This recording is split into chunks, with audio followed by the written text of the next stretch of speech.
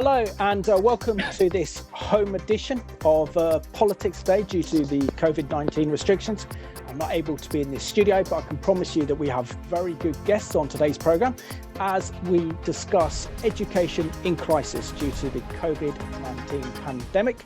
We're joined in this programme today by a very familiar face to all our viewers, and that's Tim Vince from Bible Study, as well as Maureen Martin, who is the president of the Christian People's Alliance. Maureen, warm welcome to the programme, and it's great to see new faces on this programme. Sid Caudle is still the leader of the Christian People's Alliance, but you are very much the president. Can you tell us, firstly, how you came to faith in the Lord Jesus Christ, how you got involved in politics, and why the Christian People's Alliance? All right, thank you, Tim. Sorry, Simon. Pleasure. Yeah. All right, got my name wrong right off the bat. Thank you, Simon, for inviting me on. It's been a pleasure to be here. How I came to faith in the Lord Jesus Christ. Wow, that's a long story. I've been saved for 24 years, and actually got born again while I lived in Canada, believe it or not. I lived there for 14 years, so I got born again there. And I came back to the UK in 2003. And as I progressed in my political development, I've always been a very conscientious voter, even from a very young age. When I started to vote when I was 18, I was always a Labour voter for traditional reasons.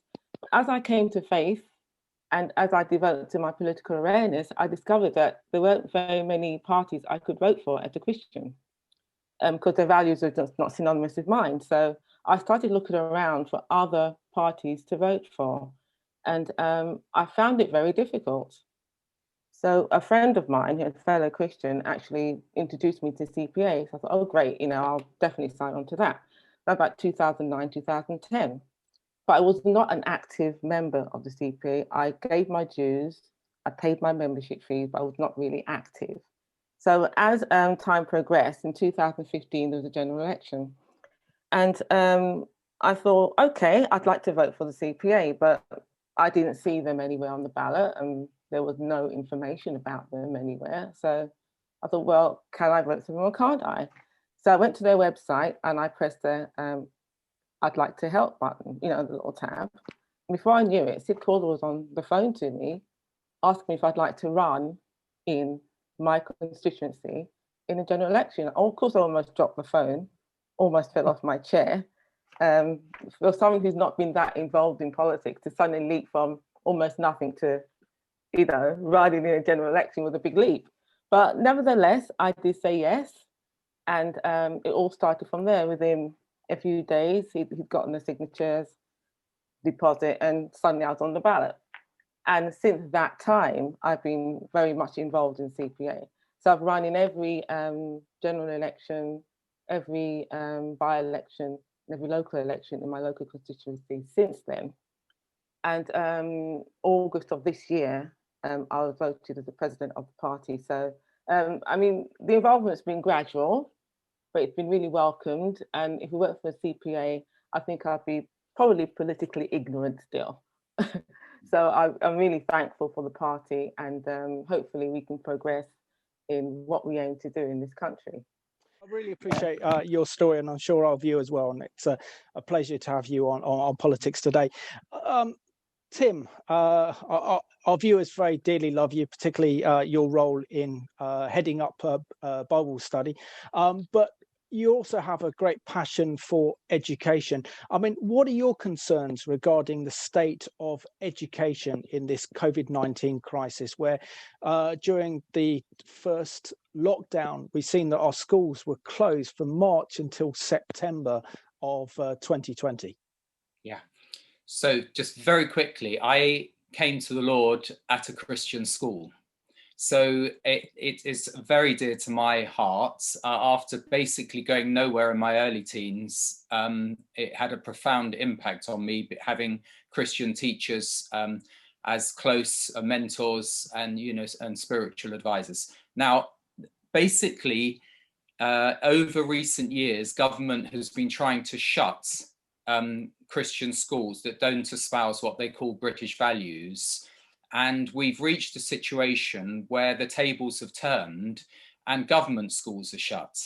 And it's ironic because all the things that they are were hitting us over the head and trying to obstruct us on, they are now, the boot is on the other foot. Now, I'm not gloating, but I would say that, you know, our Christian schools and home schools have thrived during this period because they are not dependent on a whole, what Michael Gove called the blob. You know, this massive progressive agenda, which is very intimidating to Christian teachers. I'm putting that to one side as background because no one can be pleased to see so many children missing out on their education. I think that it is something that's very special. It's got a very strong biblical tradition that you train up children. We believe that we should train them up in the way. Train them up in the way and they will not depart from it. But certainly, you know, COVID is a massive challenge to the whole education system. The exams were cancelled last year. They're going to be cancelled again this year. And it's going down to probably teacher assessments. The universities are in turmoil, especially those that give offers based on exams on the UCAS form. They have a real serious problem. We found homeschooling, we have about 2,000 kids homeschooling. It has grown, not exponentially, but significantly, because parents want stability for their kids. They want, you know, academic, you know, rigor, but they also want the spiritual character, which sadly is being shut out of the state system. Absolutely. And Maureen, it's often described that it's the children or pupils at our schools who are the forgotten victims in this COVID-19 crisis. I mean, what is your concern regarding the state of education and the ability of the education system and the Secretary of State for Education, Gavin Williams' ability to confront this crisis and get our schools open? Right, yeah, thanks for that question, Simon. Yeah, it's a difficult one. There have been some real positives that come out of it, as Tim said about the homeschooling. It's given an opportunity for parents to pass on parental values, which the state system often fights against. So it's a challenge all around, and the children are the ones that are suffering. We all agree that the classroom setting is very vital for children, i.e. it's not just the academics, it's also the social interaction and developing social skills. So we agree that the classroom setting is probably the best for the children, but in this particular situation, we know it's not working. We know the infections are going up, and part of that reason is because children have been going to school. They're often asymptomatic children. They carry the virus, but they don't show symptoms, and all of that happens. So for the Ministry of Education, they really have to look at supporting families that do not have the ability to join the virtual classroom. Not all families can afford computer equipment. Not all families can afford Wi-Fi, which is necessary for these classrooms to take place. So the government does have to look at providing support for those families that do not have these resources. And as it happens, a lot of these families, their children are just not engaged educationally at the moment. So this is a massive problem. And some schools in the previous lockdown, because there were families that did not have access to these resources, didn't provide the education on the virtual level to anyone because they can't access, we just shouldn't do it for anyone, which probably wasn't the right decision to make. But in reflection, what should have happened is support should have been put in place for those families that did not have resources. So we see there's still a group of pupils at the moment who do not have access to education because they don't have resources. This virtual environment does work quite well for secondary school children. Doesn't work quite as well for primary school children because their learning is more interactive. It's more just, group sessions. It's not as transferable to the virtual environment as secondary school children. So that their education is suffering more than the secondary school education is. So all around, I I think the Ministry of Education are probably doing as best as they can at the moment, but more needs to be done in supporting families that don't have the resources, because they are suffering the most at the moment. Absolutely. Yeah. And Tim, have you seen an increase in the number of parents wanting to send their schools or to have Christian home education lessons, and because the education system is actually failing them at the moment? Yes, definitely. We had a very busy year last year. The problem we've got is that the state system, they basically took all of the church schools into state control. We're not talking about just Anglican, non-conformist, 100 years ago. And with the best intentions, they wanted to give kids, you know, good resources, good facilities. The problem we've got now is it's so expensive. I fully agree with Maureen. It's become so expensive. Teachers, of course, it's government policy. They are, and I have friends who are teachers in the mainstream.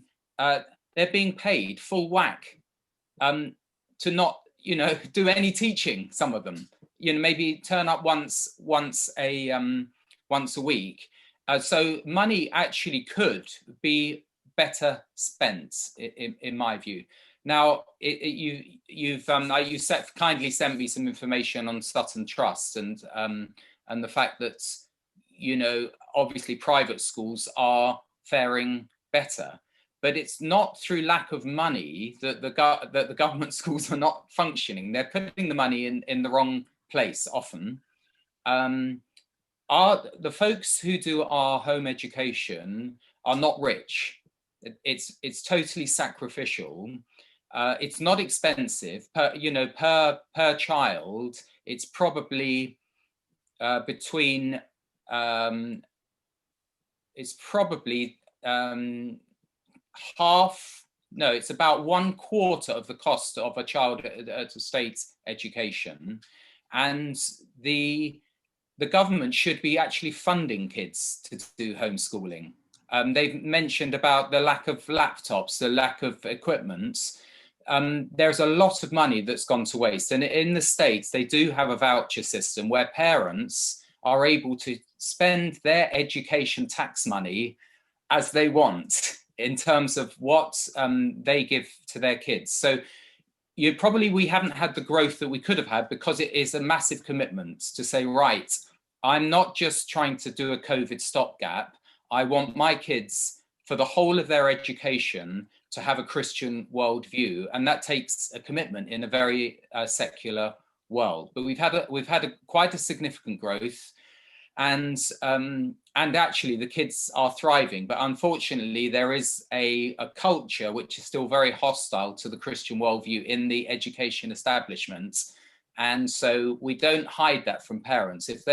If they're making a decision for their kids to do a Christian character, Christian worldview education, we tell them quite clearly it's a real commitment, and you've got to go the whole way. Absolutely. I appreciate that, Tim. And Maureen, according to the Sutton Trust, according to my notes here, that only half of state schools are providing home learning in comparison to 86% of private schools. Do you think we're starting to see now a real gap between those who have money and wealth and can afford education, and those children from poor backgrounds that can't even have laptops, as you mentioned earlier, don't have the proper school equipment? Are these the ones that are being neglected, and are we in the danger of losing an entire generation academically? Yes, absolutely. As Tim has already said, homeschooling is definitely the way to go. But I think there's a reticence for the government to really fund it, because I think there's certain fear that, you know, the Christian worldview that they seem to fight against will actually grow and propagate. I think there's a fear of the state system that will actually happen, because that's what we want to happen, you know, as Christians. But I think there's a reticence of that happening, and they're sort of fighting against it. Now, the gap is obvious. Obviously, if you don't have resources, you can't provide the the equipment for your children. But this is where the government can actually step in and help. Voucher systems are great. This is where they can bridge the gap, but I think there's a reticence to do so because they don't really want to encourage homeschooling. I think that's one of the problems. That if they encourage homeschooling to the extent that we would like it to be encouraged, then they sort of lose the control that they want. That's it. And I think that's the problem. It's about control. If they don't control the homeschooling, they can't control the curriculum the way they want to. And they can't pass on their values in the way they want to pass them on. As Christian parents, we'd like to pass on our values to our children, but they want to pass on their values, and they are in direct conflict with each other.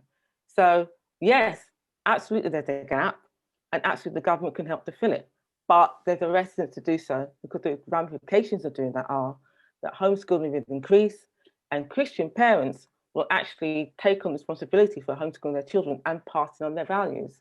So I think that's where the conflict comes. It's where the rub is, if you like. Absolutely. So, yeah.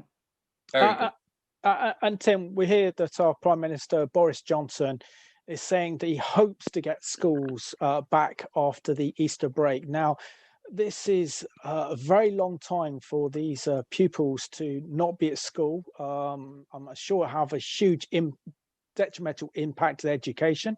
We also, as you mentioned earlier, have their exams cancelled last year, exams cancelled this year. How does the government go back and try and, I don't know, bridge that gap between the almost a year loss of education due to these COVID-19 restrictions and lockdowns to get children back academically to where they should be? They really do have a problem, Simon. It's not a matter of after half term. The indications are that it will be. They say, oh, well, they won't get back until Easter, but Easter is an Easter holiday. So we're talking about after Easter. And for kids that are actually in the saddle for their A-levels and GCSEs, they've basically been stuffed by this government for the whole of last year and now potentially the whole of this year. And basically kids have different temperaments. So some get on well with teachers, some don't.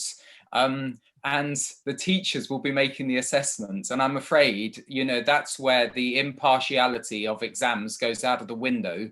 The anonymity, of external assessment of a kid's progress goes out of the window. And I do feel that Christian children will also be prejudiced. I know a number of examples where Christian children are given detentions for not going along with what the agenda is in certain classes, and they will of course be penalised. So I think there's a political issue here, Maureen. By the way, I didn't quite get it's between 10 times and 20 times the cost to educate a kid in a state school compared to our system, which is a very simple way that the child generates personal responsibility for their own education. They set their targets for each day, for each week, for each year.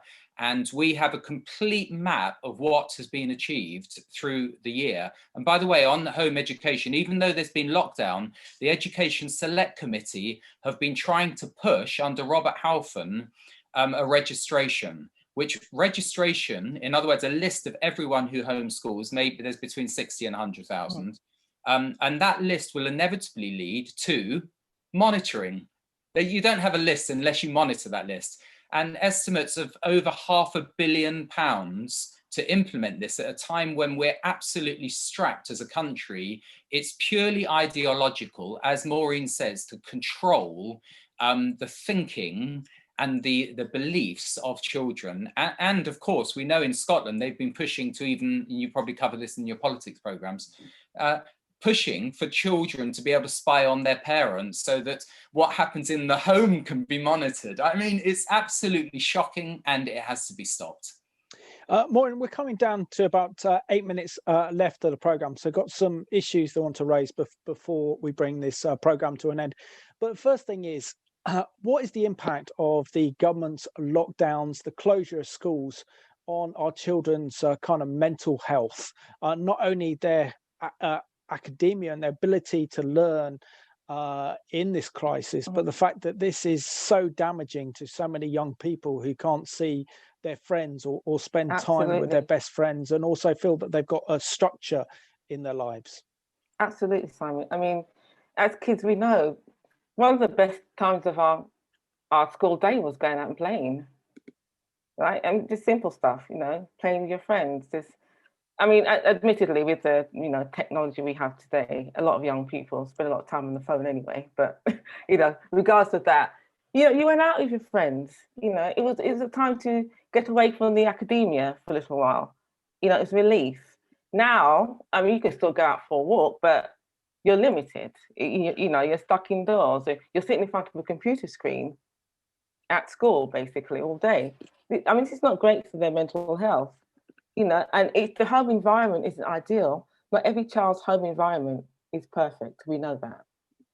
Okay, so there'll be some children who live in the ideal home environment. So for them, going to school might have been a relief from whatever was going on at home. Could have been in arguing parents or dysfunctional families. We know that happens. We've all been in dysfunctional situations. So for them, going to school may have been just a relief to get away from that situation for a little while. Now they're in it all day. So there's no relief. And who do they talk to? Do they have parents they can talk to? Do they have friends they can talk to?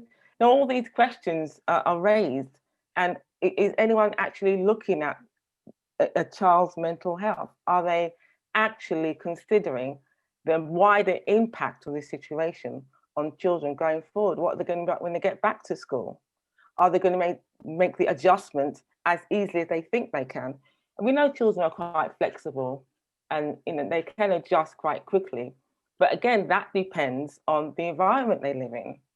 That depends on how well adjusted they are on a whole. And that entirely depends on the home situation that they're living in and they come from. So all these questions are raised, and you're absolutely right. It is having a detrimental effect on them psychologically and emotionally. And we may not know the full extent of that until maybe a year's time. Absolutely. So. And Tim, haven't we got an opportunity here, maybe for our Christian viewers watching this one who are concerned about their children's education, that Christian homeschooling could be an answer, not only to the COVID-19 crisis with our schools being shut, but also what we're seeing with this ever creeping woke agenda. And last autumn, the extreme left were putting pressure on our education secretary to ban writers such as Shakespeare from the national curriculum, including teaching on the Tudors, and even not mentioning the Second World War, with the political correct agenda to eradicate British history, pride in the country's traditions and its institution, and this ever-increasing cancel culture. What are your thoughts? Well, if you don't know where you've come from, you don't know where you're going. If you don't know your origins, in other words, in the biblical context, if you don't know that you are created and you have a creator, and that there is a timeline for life and for eternity, you are being, it is wicked, really. It's the Lord Jesus spoke very strongly about those who cause little ones to sin. And so we have a great challenge. Now, Maureen's highlighted a really important issue, and that is that families are falling apart because government has encouraged it. And so, there's been a massive, let alone COVID, being a massive experiment. The whole of society is undergoing real turmoil at the moment because parents today were children yesterday, and we've had a few generations now of kids growing up to be irresponsible parents, outside a wedlock, outside of the family, having children, not caring for your children, caring only for yourself. So this is a serious problem, and it won't be solved just by Christians educating their own kids, as it were, in the way of the Lord. Although that is an absolute prerequisite, it will require us to get out and be of greater influence in society. All we can do is what we can do. We have to just keep speaking the truth. The woke agenda has no roots. It has no future. it will end in a social catastrophe for our country. And so we will do our best to stand for what is true and what is right. I think that we are only in existence because of the dysfunctionality of the school system and of, the government. I remember, what's his name? We've almost forgotten who it was. David Cameron saying, "Oh, he'll recognise marriage in the tax system and families in the tax system." It amounted to something like the price of a cup of coffee a week. He did nothing. And we are bearing the consequences of that. And I'm afraid we've got to do what Maureen is doing and Sid Cordell and others. We've got to actually get out more in the public square and challenge government, because they don't know what they're doing. They have sought it, not worthwhile to retain the knowledge of God. And without the knowledge of God, you've got nothing. Absolutely. Within 30 seconds, Maureen, what should our response be as Christians to this crisis in our education system? Well, in terms of our children, we should be definitely encouraging them to witness to their class members and to be stable. And it'd be quite interesting to see if they do any sort of study on how well children have adjusted to the situation when they go back to school, to see how Christian children, or from children from Christian families, fared as opposed to children from non-Christian families. I mean, our response should really be the encouragement of home education. Definitely, we want to see that expanded. It's something we really welcome, as well as Tim does, and for the government to support that as a model going forward, because it's more cost effective, definitely. And it gives the families a chance to pass on their values. I mean, even if you're Muslim, you still want to pass on your values to your children, right? And as Christians, we definitely want to. So Maureen and Tim, I want to thank you so much for joining me on this home edition of Politics Today, where we discussed how our education system is in crisis. And we really need to step up our prayers, particularly for the pupils with our schools really struggling from learning at home, struggling with the lack of equipment, and also this general concern. I mean, what happened to the days when we had school assemblies and our children actually knew the Bible? So let's continue to actually keep our educators in prayers, and particularly those people like Tim Vince who are involved in Christian education at home. So thank you for watching this edition of Politics Today.